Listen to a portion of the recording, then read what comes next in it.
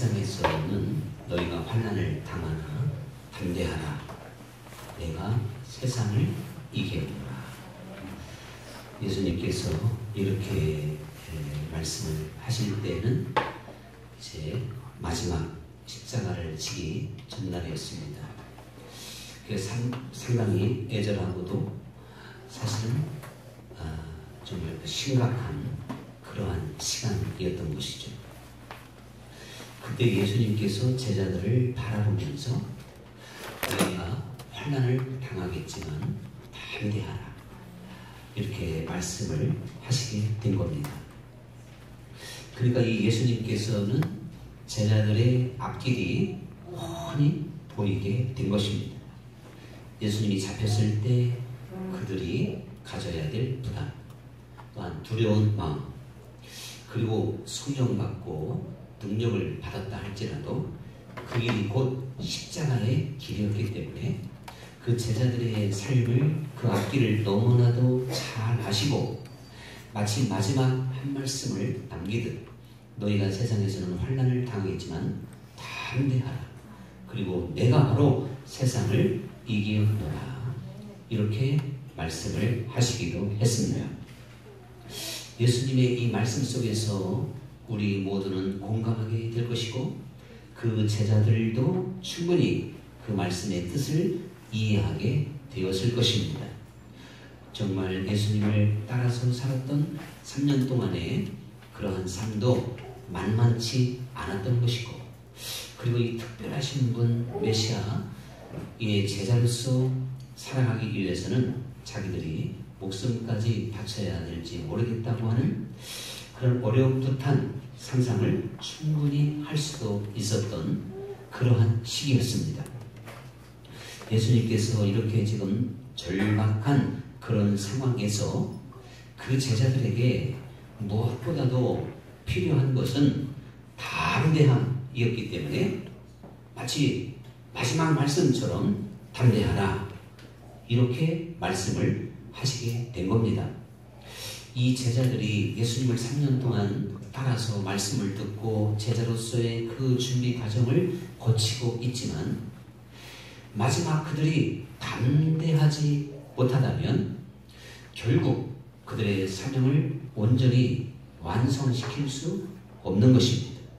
그야말로 십자가의 길이고 고난의 길이고 자기를 부인하며 죽음의 길이 그들 앞에 놓여져 있기 때문에 그러한 모든 것들을 개의치 않고 아주 담대하게 믿음으로 맡기고 걸어갈 수 있는 제자들의 모습이 실로 정말 요청되어졌던 것이 사실이다, 그런 이야기죠. 이처럼 또 하나님께서 여호수아에게도 담대하라, 대장부처럼 담대하라, 또 이렇게 말씀을 하셨지 않습니까? 이스라엘의 민족적인 지도자, 아주 걸출한 지도자인 모세를 잃어버리고 모든 사람들이 사실 공황 상태에 빠진 것과 마찬가지입니다. 이제 우리가 어떻게 할까? 아무것도 없는 그야말로 광야에서 우리가 어떻게 젖과 꿀이 흐르는 땅으로 갈 수 있을까? 그들은 당황할 수밖에 없었을 것입니다.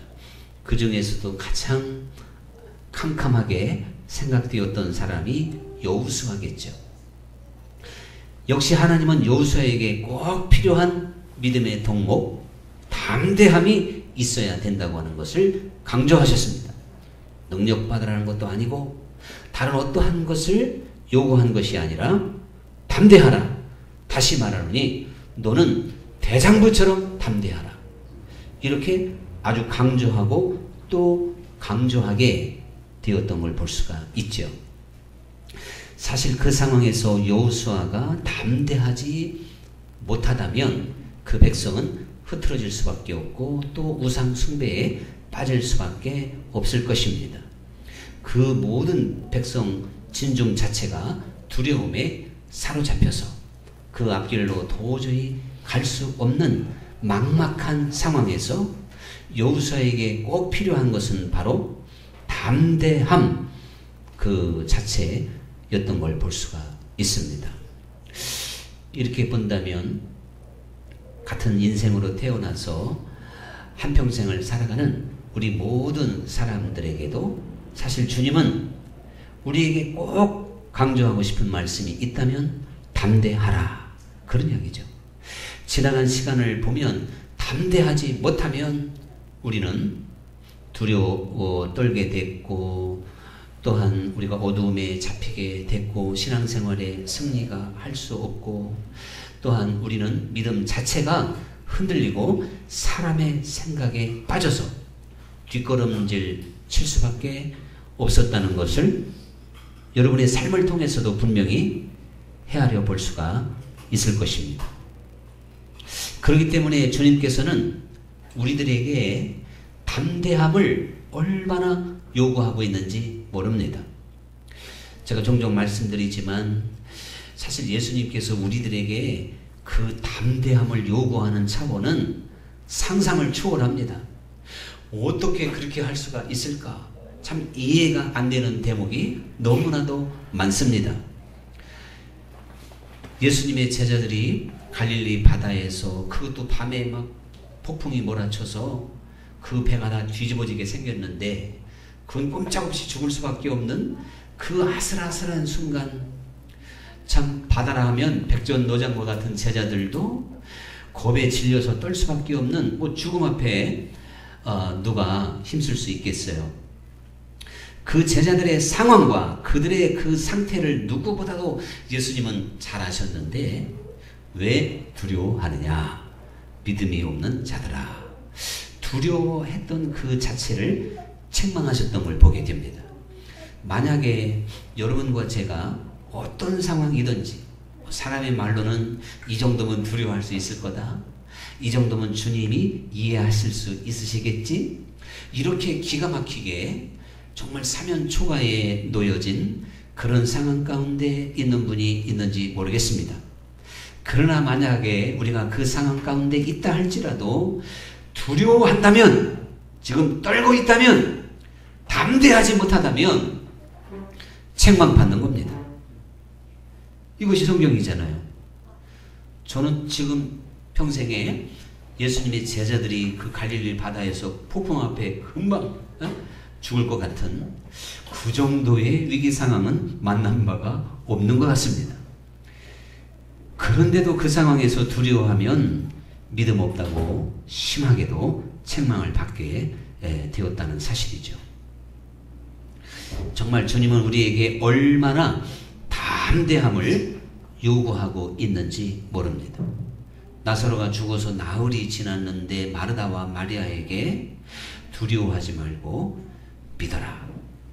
또한 그들 자체가 그 썩어서 냄새가 나는 시체 앞에, 그리고 그 시체를 다시 살리고자 하는 예수님 앞에 사람들은 자기들이 떨 수밖에 없는 거예요. 야, 이거 예수님이 과연 살려낼 수 있을까? 썩어서 냄새가 나는데. 평상시에 믿음 꽤나 있다고 생각했던 마리아와 마르다, 두 사람 다 예수님이 지금 하시고자 하는 그 일 앞에 두려움을 느낄 수밖에 없었던 것입니다. 그런데 주님께서는 정말 그 죽은 지 나흘이 지난 그 시체를 다시 살리는 당사자가 되었는데도 불구하고 오히려 주변 사람들을 두려워하지 말고 믿기만 해라, 그렇게 요청을 하셨습니다. 야이로의 회당장 야이로의 딸을 살릴 때도 마찬가지죠. 이미 사람들은 다 포기하고 그 살려보려고 온갖 노력했던, 정말 애착했던 그 부모들도 포기했는데 예수님은 두려워하지 마라, 이렇게 분명히 말씀을 하시지 않습니까? 이렇게 본다면 담대함을 갖는다고 하는 것은 그 자체가 믿음인 줄로 믿으시기 바랍니다. 내가 믿음이 있나 없나 한번 점검해 보시려면 담대함이 있느냐 없느냐, 사실 이것으로 분명히 가늠해 볼 수가 있습니다. 성경은 우리가 이 세상을 믿음으로 산다면 담대하게, 그리고 평안할지어다처럼 평안한 발걸음이 될 것이고, 아무리 하나님의 말씀이 우리를 위로해 주고 제가 여러분에게 힘과 용기를 주는 설교를 한다 할지라도 믿음이 없으면 두려울 수밖에 없습니다. 사람의 말로 우리의 귀로 들어서 위로받을 수 있는 인생살이가 아니잖아요. 죽을 것 같은, 금방 벼랑 아래 떨어질 것 같은 그러한 위기 상황에 우리는 우리 인생길에서 너무 많은 경험을 하게 될 수도 있기 때문에 그런 것입니다.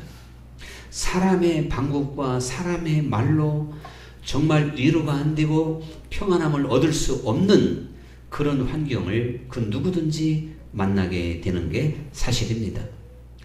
그렇다 할지라도 주님께서 우리에게 주신 믿음은 우리로 하여금 평안하게 만드는 것이고 그리고 담대하게 만든다는 사실을 꼭 기억해야 될 줄로 믿습니다. 그래서 우리 주님께서 우리에게 참 필요한 것이 여전히 담대하라는 것이죠. 우리는 아주 긴박하게 마귀들과 영적 전쟁을 하고 있기 때문에 담대하지 못하면 모든 군사는 싸울 수 없습니다. 아무리 좋은 무기를 가지고 있어도 담대하지 못하면 맞추지 못하는 거예요. 그래서 사실 올림픽 대회나 올림픽은 아니라 하더라도 어제 조그마한 대회라 하더라도 실전에서 담대하지 못한 사람은 평상시 실력을 절대 발휘하지 못합니다. 그래서 실전은 연습같이, 연습은 실전같이 그런 말을 자꾸 외치기도 해요. 떨지 않고 담대해야만이 자기 실력을 다 발휘할 수가 있는데 사실 주님께서 우리가 상대해야 될 사단과 세상이 얼마나 큰지 예수님이 그 백성들을 그 제자들을 보았을 때 내가 세상을 이긴 것처럼 너희도 이겨라 이렇게 했을 때는요 이 세상이 만만하지 않다고 하는 걸 예수님이 인정해 주신 겁니다. 보통 일이 아니라는 걸 주님이 확실히 아신 겁니다.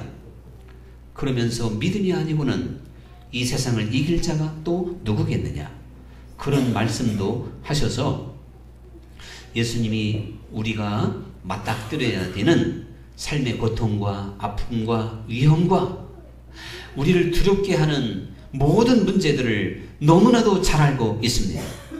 그것은 바로 사단이 또한 교묘하게 우리의 생각과 마음을 흔들면서 치고 들어올 수도 있기 때문에 두려움이라고 하는 것은 방어벽을 무너뜨리는 것이고 손에 든 방패를 내려놓는 것이고 무장해제하고 마귀에게 내 삶을 맡기는 것과 마찬가지죠. 그렇기 때문에 주님께서 우리가 담대해야 될 것을 여전히 강조하고 있다는 사실인데 사실 이 담대함이라고 하는 것은요 고난 속에서 만들어질 때가 너무나도 많습니다. 그래서 다윗이 다 그 많은 고난 속에서 얼마나 위대하게 고백하고 있는지 모릅니다. 여호와 그 하나님이 나의 방패고 요새고 구원의 산성이고 구원의 투구가 되고 바위시오. 이건 상당히 아주 담대한 고백인 거예요. 이 세상에서 자기가 약한 존재인 것을 알면서도 이 세상을 향하여 얼마나 용기 있게 고백하고 있는 것이 여호와 그 하나님이 나의 방패시다. 나의 구원의 뿌리시다. 나의 바위가 되시고 요새가 되시고 구원의 산성이 되시는 도다. 이 정도면 담대한 고백인 줄 믿습니다. 이 고백이 만약에 내 고백이 되지 않는다면 우리는 순간순간 두려워 떨 수밖에 없을 것입니다. 그리고 바울도 예수님의 제자가 돼서 가는 곳마다 쫓기고 핍박당하고 큰 환난 가운데 빠지는 수많은 경험을 통하여 누가 우리를 그리스도의 사랑에서 끊을 수 있느냐? 위협이냐, 기근이냐, 적신이냐, 칼이냐, 전쟁이냐, 질병이냐, 죽음이냐? 바울이 40에 한 대를 감한 매를 5번이나 맞고 돌에 침을 3번 당하고 이거 굶기를 밥 먹듯이 하고 추위와 질병과 수없이 많은 고난을 헤치면서 누가 나를 그리스도의 사랑에서 끊을 수 있으리요. 이렇게 마침내는 담대한 고백을 하게 된 줄 믿습니다. 고난의 의미는 수없이 많습니다. 뭐 담대함만 주겠습니까? 그러나 분명한 사실은요, 고난받은 사람마다 강하고 담대한 줄 믿습니다. 사실 한 사람에게 꼭 필요한 덕목이 있다면 담대합니다. 이렇게 해도 과언이 아닐 거예요. 지금까지 설명해 드린 대로 그대로입니다. 그래서 하나님은 사실 우리에게 고난을 주시면 하나님께 귀를 기울이게 되는 것이고, 하나님을 더 집중적으로 바라보게 되는 것이고, 고난의 그 시간은 고유한 시간이며 엄숙한 시간이며, 사실 하나님의 발자국 소리조차도 그리워하며 기다릴 수 있는 시간입니다. 그래서 그 고난 가운데 우리는 가까이 임하시는 하나님의 임재를 또한 느끼기도 하는 겁니다.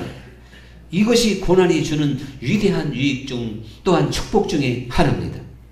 우리가 이 세상에서 웃으면서 부귀영화를 누릴 때는 사실 하나님과 상관이 없는 듯한 삶인 것처럼 때때로 두려움을 느낄 수도 있어요. 그래서 웨슬리도 그랬고 수많은 믿음의 선진들이 부유할 때, 또한 야고보서 말씀도 우리가 부유할 때 조심하라고 권고하고 있는 걸 볼 수가 있는 것이거든요. 그런데 아픔이 있고 슬픔이 있고 눈물이 있고 때로 우리를 짓누르는 수많은 고난이 있을 때 주님의 모습이 떠오르게 되는 것이고, 주님이 나를 붙잡아 주는 듯 생각할 수 있는 것이고, 주님이 나와 함께 가까이 있는 듯 느껴지는 그런 감격의 시간을 누구든지 가질 수가 있습니다. 마치 고난 속에 있는 자녀가 그 부모님의 따뜻한 음성을 날마다 들을 수 있는 것처럼, 바로 그런 것이 하나님이 고난 속에서 주시는 그 무엇과도 바꿀 수 없는 놀라운 축복인 걸 볼 수가 있어요. 군인들도 훈련받은 군인들만 강합니다. 훈련을 세게 받으면 세게 받을수록 강하고 담대한 군인으로 거듭납니다. 그래서 제가 저는 육군 나왔지만 그야말로 참 물군대나 마찬가지. 물방위가 아니라 물군대나 마찬가지인데, 후반기 교육에 보니까요, 해병대가 후반기 교육 받으러 왔는데, 세상에 이 해병대 군인들은요, 벌써 이게 지금 걸음걸이가 다르고 눈빛이 다르더라니까. 이야, 그 앞에는 해병대 아니다고 제가 기가 죽을 수밖에 없어요. 우리는 뭐 아직도 피부가 맹숭맹숭한 것 같기도 하고, 거기는 아주 그냥 마치 흑인 같아. 그리고 눈이 얼마나 반짝반짝 하는지 일당백은할 수 있겠더라고. 제가 만약에 해병대 훈련을 받았다면 그렇게 안 되겠어요? 당연히 되죠. 그걸 안 된다고 그러시면 됩니다. 네. 영적으로도 똑같아요. 우리가 고난이 크고 아픔이 크면 결과에 가서는 담대한 사람으로 거듭납니다. 그들 나 담대한 거 좀 하나님 고난 적당히 해. 그래 뭐 그 다 하나님 생긴 대로 주시는 거 너무 걱정하지 마시고. 그리고 이런 고난 속에서 우리는 하나님과 깊은 교제를 원하지 않습니까? 사실은 하나님을 아는 만큼 내가 담대함으로 거듭나게 될 줄 믿습니다. 사람이 가장 두려울 때가 희끄무리할 때. 예?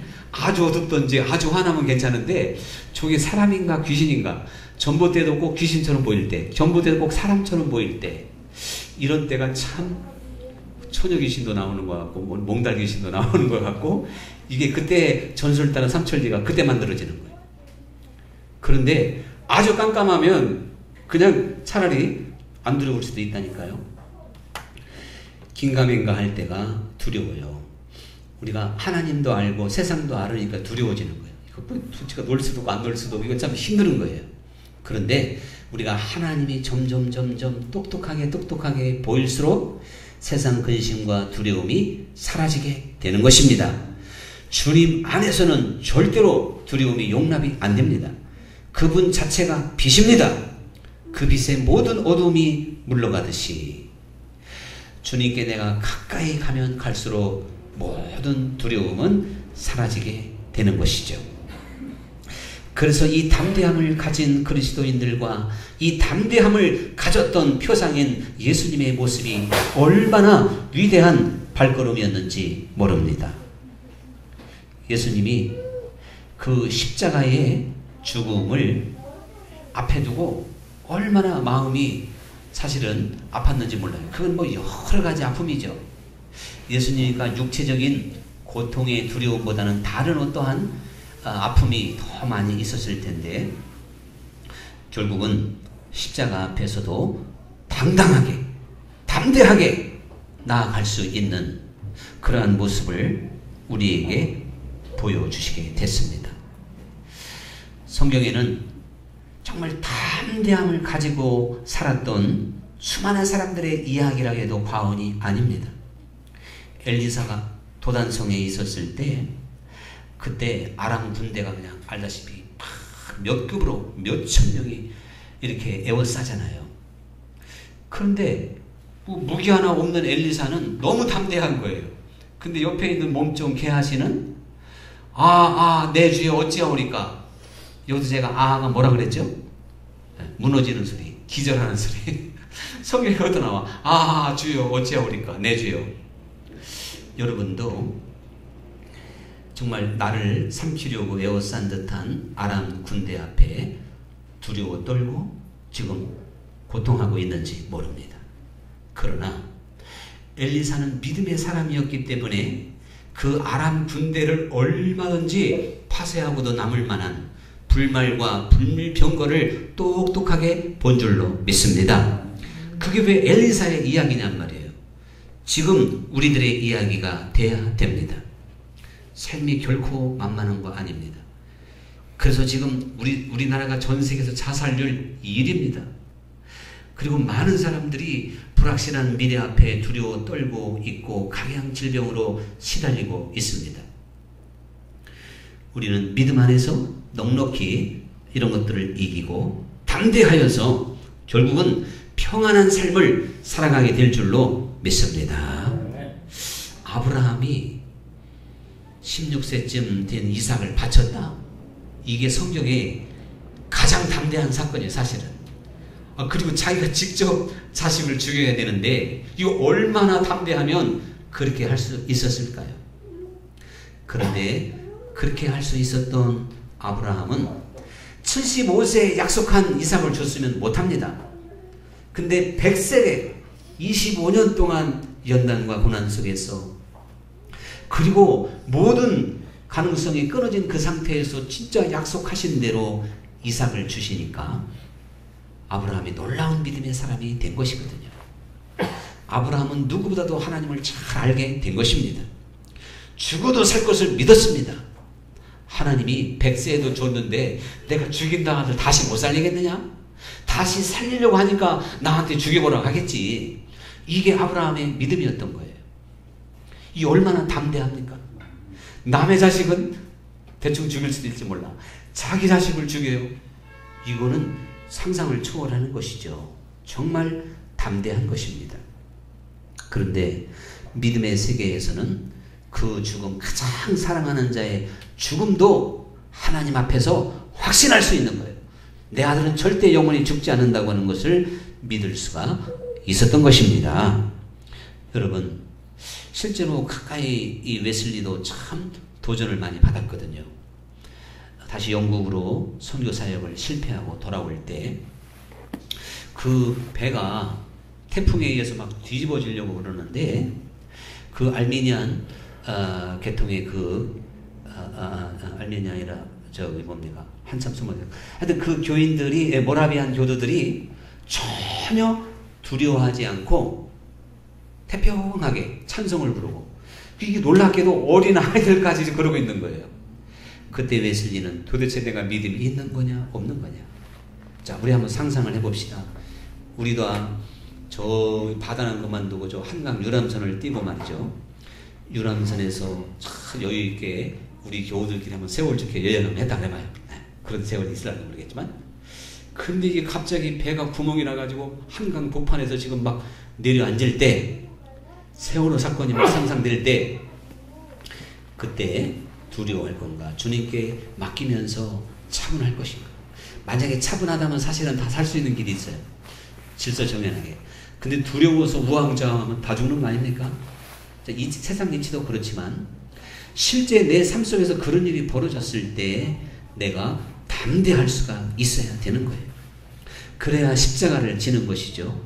그리고 공산주의의 총괄 앞에서도 예수님을 부인하지 않을 것입니다.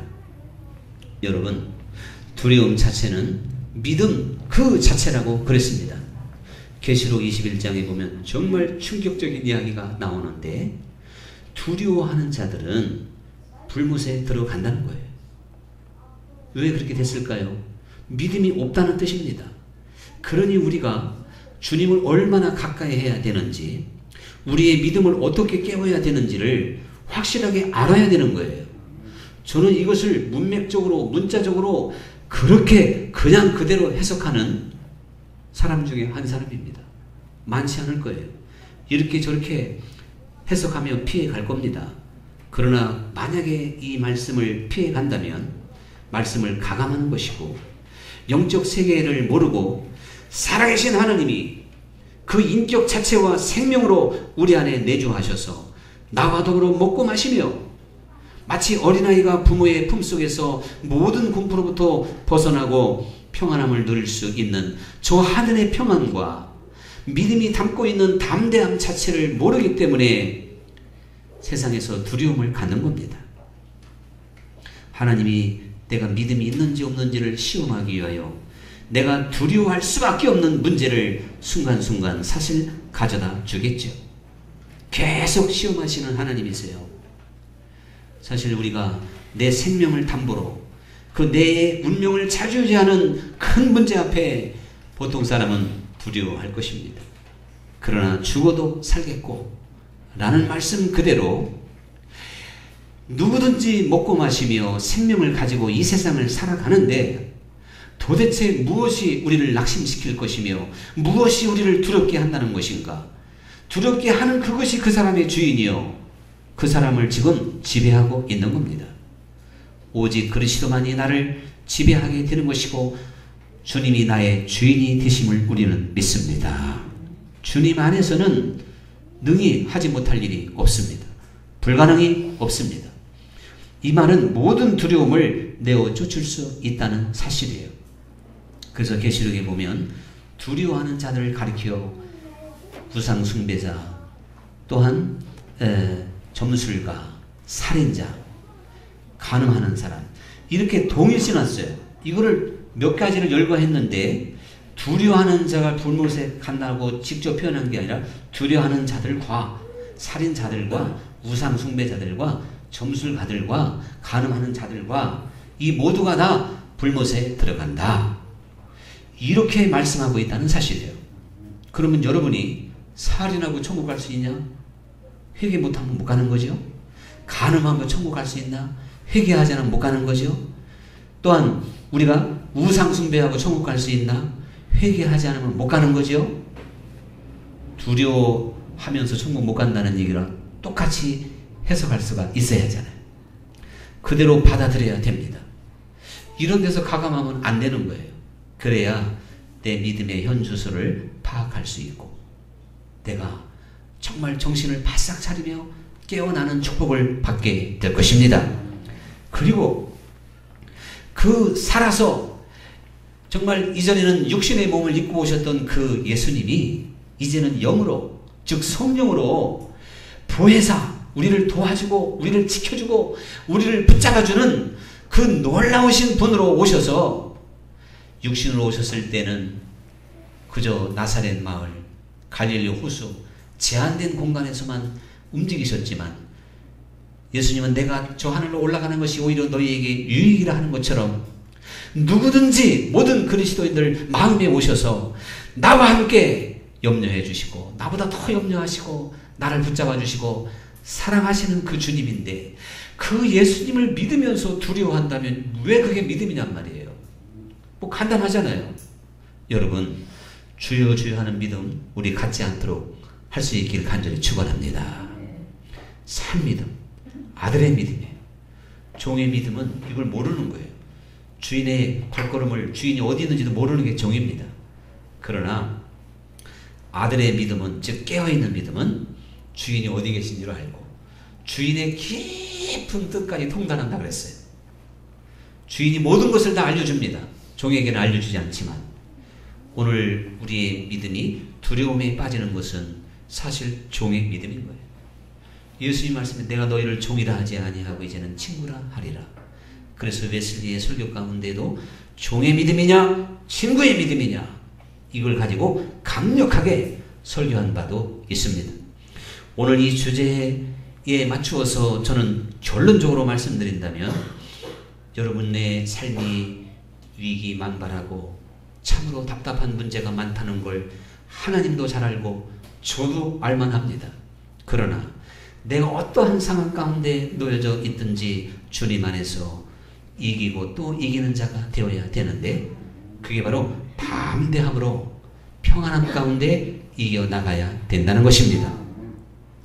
인생 근심사리와 삶의 고통 속에서 찌들고 기쁨과 감사도 잃어버리고 평안함도 잃어버린 빈 껍질과 같은 우리의 신앙생활을 하고 있다면 다시 한번 주님의 십자가 앞에 가까이 나아가서 그분의 영광스러운 얼굴 앞에 우리가 다시 한번 큰 충격을 받고 감동을 받아서 주님이 내 안에, 내가 주님 안에 있는 이 복된 신앙생활 가운데 아무도 나를 흔들 자 없고 두려워하게 할 자 없고 염려할 수 없게 만드는 진정한 강하고 담대한 그리스도인으로 우리 모두 다 거듭날 수 있기를 간절히 축원합니다. 오늘의 찬양 드리겠습니다.